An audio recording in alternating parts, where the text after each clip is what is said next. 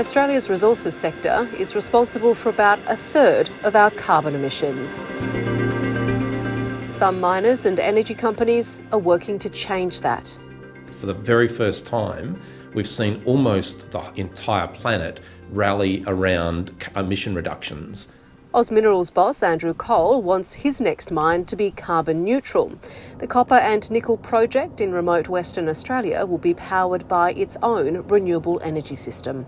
The way that we are designing West Musgrave is to minimise emissions as much as we possibly can. So the base case there is to build a renewable energy farm. The miner is also going to install less power-intensive equipment. It's also difficult to retrofit existing operations with some of the technology that you need to actually make this journey. So it is easier to do on new operations which we're designing for.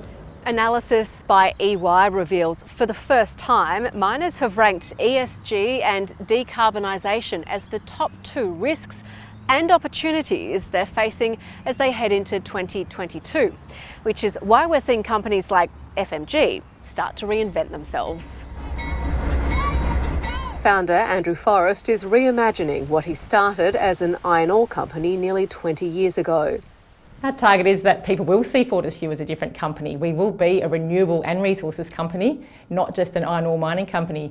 FMG is working toward carbon neutrality by 2030 and for its customers by 2040. Its subsidiary, FFI, is developing technologies to achieve that. We've set up a centre in Hazelmere here in Perth where we've already demonstrated on a haul truck and a dual rig that we can use hydrogen, and we've also already put ammonia through a locomotive and testing it in ship cylinder engines as well.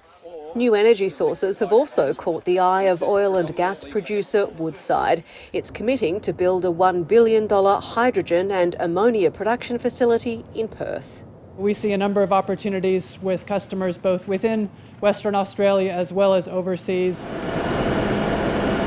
We're in a crisis, a climate crisis, and we need our largest emitting companies to really lead the transition.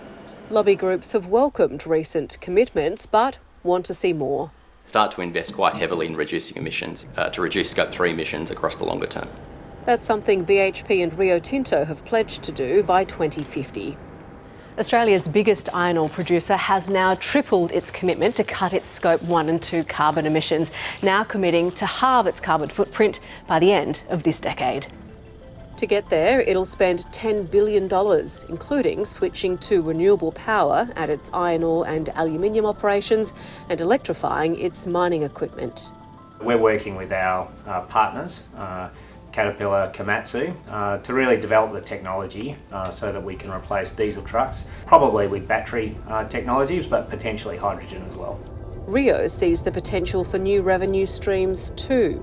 I think it will open opportunities that we probably can't even imagine today in our own existing industries, but also, I guess, in adjacent industries as well. While there's still much debate about targets, the resources sector is heading toward a greener future.